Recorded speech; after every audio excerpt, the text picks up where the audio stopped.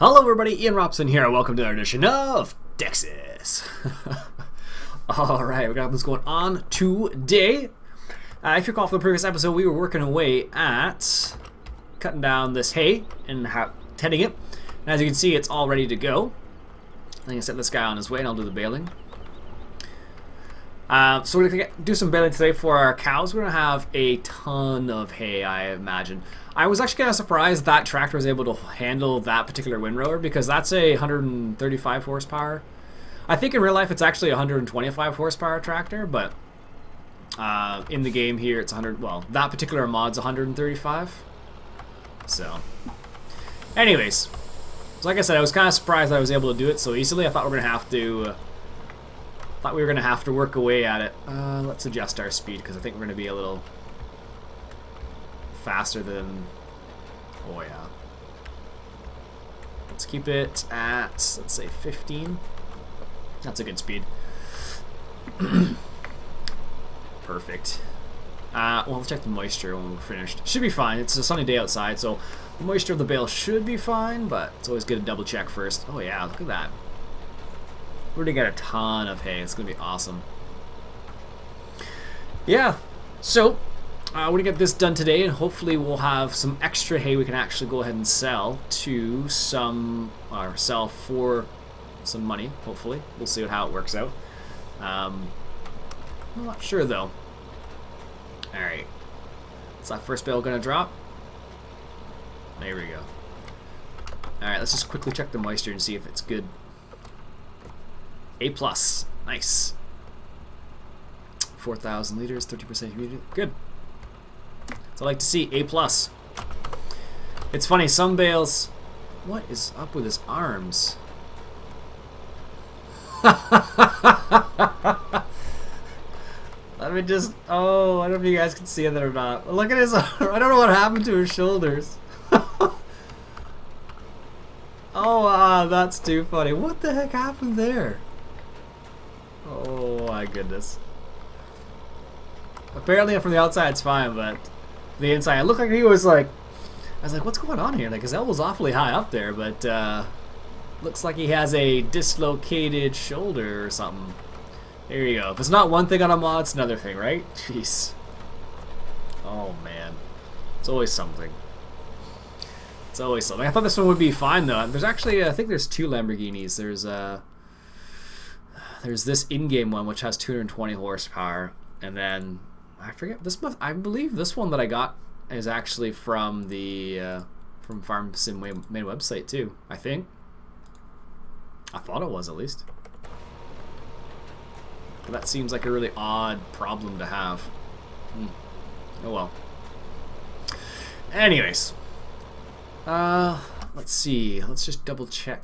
Let's keep this screen open because it shows how many bales we're going to make.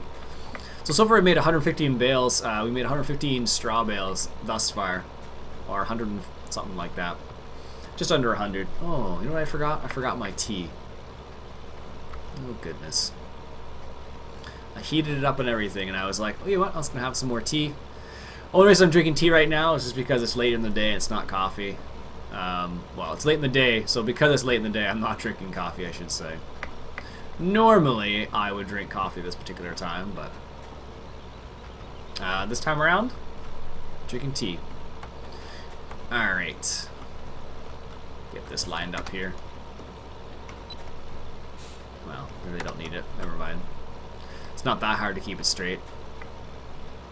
Just one of those funny things. You get used to using GPS and of course playing all that jazz, so you end up just doing stuff like that without realizing. You're like, I don't really need to do that.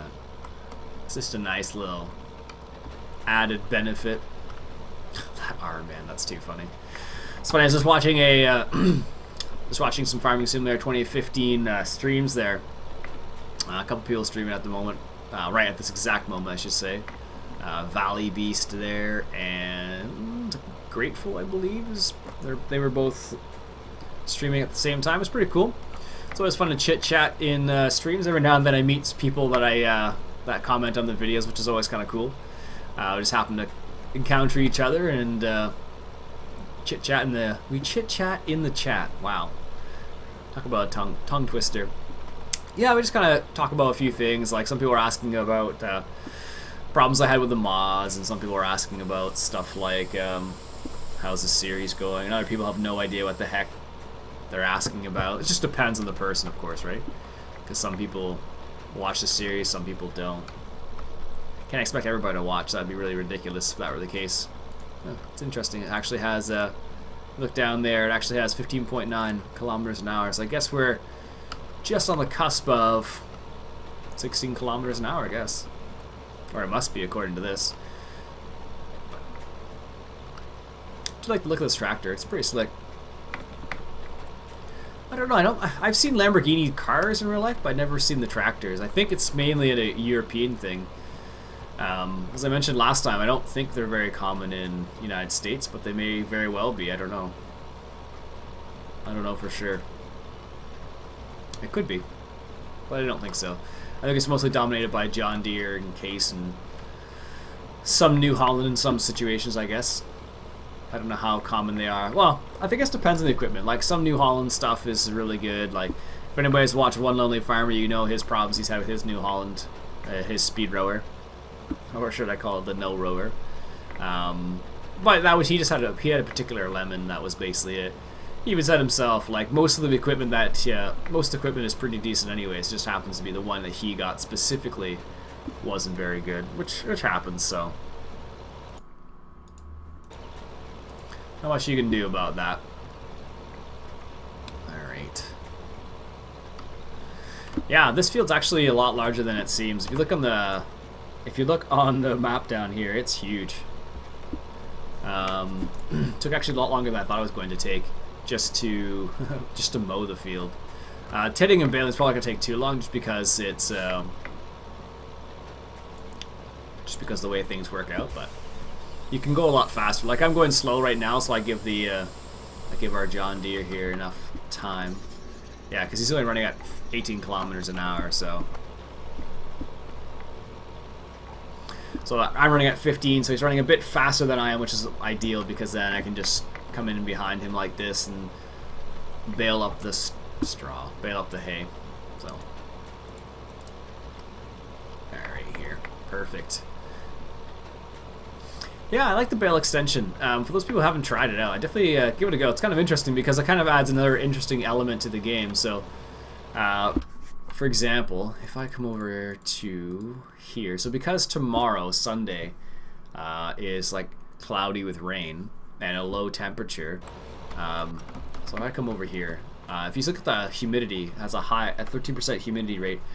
If I were to bale tomorrow, I would actually have a higher humidity rate, and the level you would get, or the quality of the bale would be a bit lower, because it'd be a higher humidity. Because for dry hay like this, you don't necessarily want high humidity in a bale, or moisture level, which probably would be a more common expression for a lot of farmers. What's the moisture of the hay? I don't know, I've actually checked the moisture of hay before. It's kind of interesting. The way I did it was a very, I guess, old school type method. I'm sure a lot of farmers probably still use it. Like I know, for example, one only farmer, he bales his hay pretty wet, but he's sending it to a mushroom farm, so that's the difference there. But for people who want just dry hay, for like horse farmers, for example, or perhaps even dairy farmers, there's a slightly different moisture level you need. But anyways, when I was checking hay the last time, like basically what you do in the situation I was checking the hay, so basically you'd come up to like a windrow like this, because it had been like, you would come up to a windrow and like stick your hand underneath the windrow and check the moisture level underneath to feel if that felt damp on your hands. Like the top is usually dry because you're doing a sunny time, but the underneath is what you're looking for to see what the moisture level is there. So basically just stick your hand underneath the windrow and then check the moisture level there. And depending on what you do it manually like that. But based on that, you'd either decide whether you needed to ted the hay or not. In real life, of course. But one of the problems is like if you ted hay, oops, what am I doing? If you ted hay, you actually lose a little bit of the material when you ted it, and when you rake it as well. Like the tedder that we have in this game is probably a little harsh on the hay, depending what type of hay. Like I think alfalfa, if you did something like that with alfalfa, I think it'd be a little rough on it, because I'm pretty sure alfalfa is pretty fragile because you can lose the leaves, and that's where a lot of the nutrients are and whatnot. So I don't know, it's kind of interesting. There's lots, and there's so much depth to what goes on in farming. It's just crazy. It blows my mind every single time. Like, I've only learned about a small portion of farming in real life, and actually, you guys have helped out quite a bit for a lot of the machine-related stuff that I don't know much about. So, I always ask questions as like, well, what's the speed you could actually do this at, and stuff like that. So it's always really cool to have your feedback, and I appreciate that a lot. For those guys who are actually farmers or live in a farm or work on a farm, like I know. Craft Farms works on his grandpa's farm. I think it's his grandpa's farm. He works on a lot of times. A lot of people, their parents are farmers, so they know a lot of that. I didn't grow up with that kind of stuff, so a lot of what I grew up with was I grew up with a lot more computers in my childhood, just because my dad was into computers when it was a new fandangled thing back in the day. Now everyone's got a computer, so it's still a big thing, but not necessarily in the same way. Well, it's changed a lot. Everyone's got a computer these days. Before, it used to be that only some people had computers, sort of thing. That arm, though, jeez. Oh goodness, that's too funny. It's gonna make me laugh every single time now. I might have to change this mod out just to get rid of that. Oh well. Yeah, but I didn't learn about farming when I was younger. I tended to learn a lot more about computers and like hooking up computers together and setting up a computer. A lot more of that type of stuff. So everyone learns something a little different, right? Like some people learn about farming, some people learn about computers, some people learn about, I don't know, how to cut hair if your dad's a barber, maybe. Who knows? All sorts of things like that. So it really depends on what your parents do sometimes. Like, because my dad was into web design and building computers, that's what I learned about. So, my girlfriend's dad was a farmer, so she learned about farming. So, just the way it goes. Ah, well. But yeah, that's how I know about a little, that's how I know, well, that's how I checked for the moisture in hay last time. You can do like a more precise measurement. You can get like a machine that's a moisture tester, basically. That'll test the moisture of your hay to see what level it's at. And you can do the same thing. I think you can do it like in a bucket, I think is a more precise method as far as I remember. There's like you put it in a bucket and then you put like a, kind of like a, not a dipstick, but you put like a node into the hay to sense the moisture level. I've never done that, so I don't know much about that, but I know that's another way you can do it.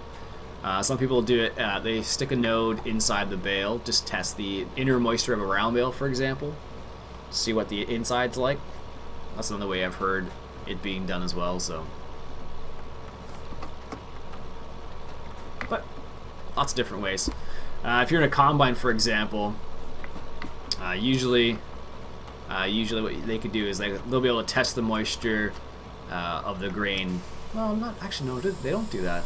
Not with I don't know if, I'm not sure. I think combines can test the moisture as it goes through the combine. I'm not sure actually. I think they can. I'm not 100% on that. But I know what a lot of farmers do is they'll take a small sample, or do like a pass, and they'll take a sample of the grain. And depending on the type of person, like when I saw somebody do that, they actually took the sample to the co-op and got a sample from them. Of an exact reading of the moisture level to see that they would accept it, basically, because some co-ops or elevators are really picky when it comes to the level of moisture and whatnot, so it is what it is. It all depends, really. So some elevators are pickier, some ones aren't, so most of them these days can be a bit pickier because it seems like it, because there's so much out there that you can actually so many, I don't know, there are options out there for the elevator, the people who actually run the elevators, but they're covering their butts basically by ensuring that the moisture level is good for them. Actually, interestingly enough, one of the things that happened a lot this year with corn, I think it was corn and soybeans maybe, was the moisture level was so high, and it was actually, when it was going through the combine, it was getting crushed and turned into like a mush as opposed to like a dry grain, essentially. Apparently there's a big problem, I think, with corn in some places in Ontario. I know Peter Johnson on Twitter, he's a Wheat Pete, he's a Omafra specialist. I know he had problems with that. Well, he talked about it at least. I don't know if I don't know if he specifically had problems with it, but he talked about how some farmers were running into that particular issue. So, well, I don't know. Lots of different things like that these days. Well, it really depends on the year. Like some years is good. Like one of the things that he also mentioned this year was people potentially leaving crops over the winter. Like I know corn can stay up over the winter. It's not ideal, but it's possible. Like if the conditions are just so poor that you can't get it off in the fall, that's one thing they'll do sometimes. Not always, but sometimes. So I don't know. The problem you run into in that scenario is that are you going to be able to get it out of the field before planting? That's usually the problem you run into a lot of the time. Is can you do it without before planting or sort of idea? So, well. Can't believe that. It's funny. I was following. I was checking on Twitter today, and I saw somebody was looking for a G27 track IR deal. It was Michael over at Kick to the Head. I think that's his YouTube channel's name. He was looking to get one, and he lives in Germany. So, also, now that I think about that, before I forget, Texas Longhall is actually doing a Let's Play on this map as well. So you want to check him out. He is also playing on this map as well. So, I'm gonna have a look at his series. But yeah, I don't know. I was thinking about getting a G27, but I was like, well. I'm always finicky like that. I'm always like, do I get it? Do I not? I always him and haw is how I always describe it as. I'm just too picky, I suppose, or I don't make decisions like that easily when it comes to money along those lines. So might just be me though. Everyone's a little different.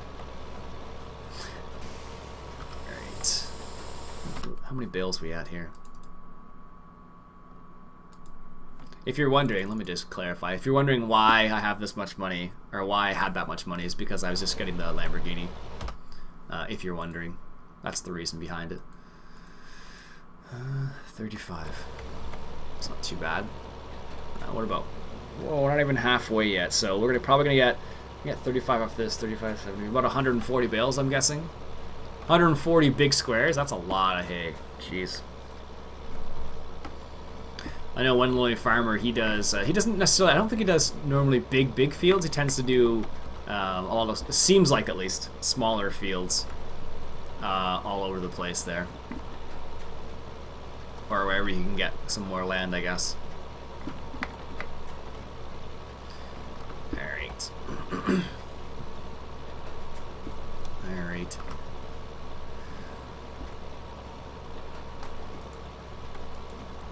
So, let me take it. That was a long pause, wow. I guess I was just kind of like, I'm like, oh, I guess I'll just keep on farming. And I'm like, wow, that was a long pause. Jeez. Oh, I must have been thinking or something. Like, I hate when that kind of stuff happens. You're like, just enjoying the farming aspect of it. And you're like, I don't feel like talking as much as I should right now. Oh, that's too funny. Let me take a look at some of the comments from the previous episode. Oh, man. It's like... actually, I was interesting little situation. I was watching one of Randy's videos the other day, and I guess he recorded without having. He had his mic muted or something, so everything he said didn't get recorded, but the actual audio of the game did. It was really strange. So stuff like that can happen sometimes. You have errors. Personally, I always do like a little sound check, so I do like a little small recording before I start actually recording, just to make sure things are fine. Because I've had that kind of situation happen before where I've missed something and it's really, really frustrating, so.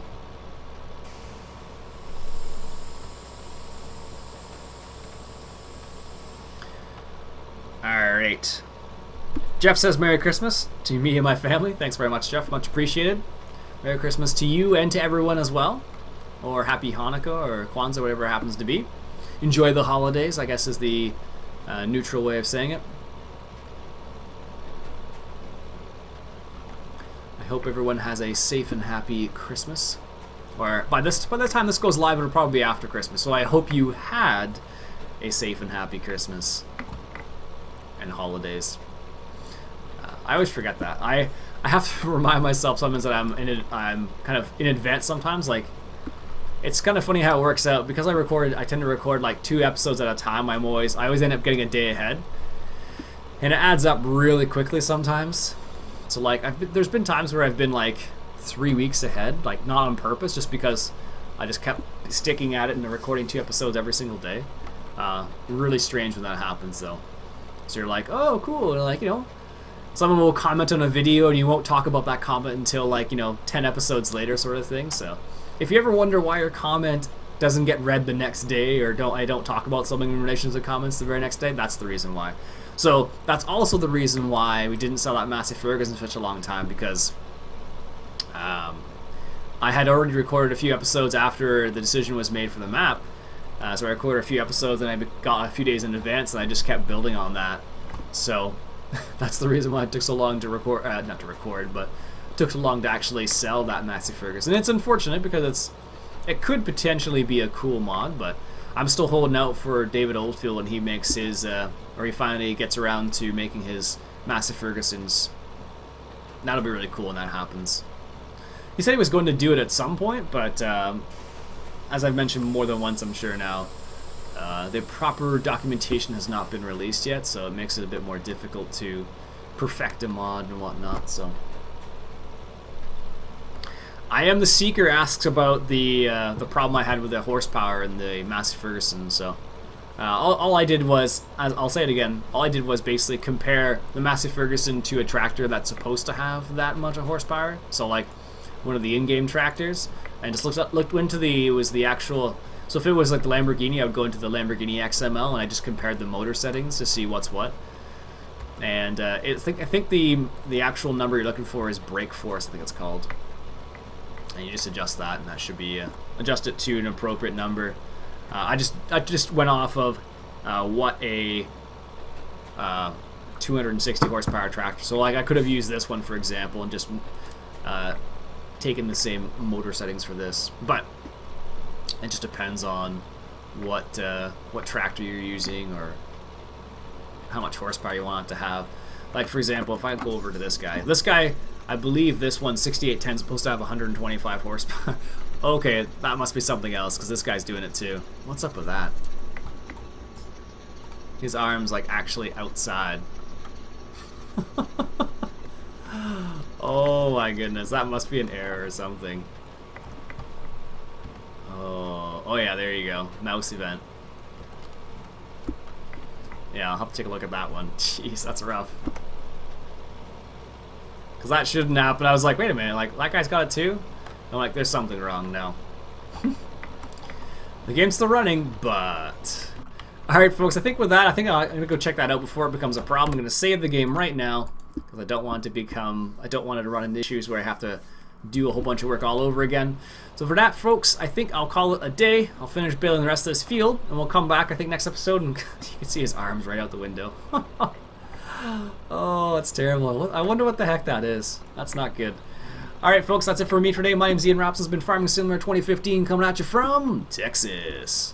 And hopefully we can get this arm situation figured out. Jeez, catch you guys later.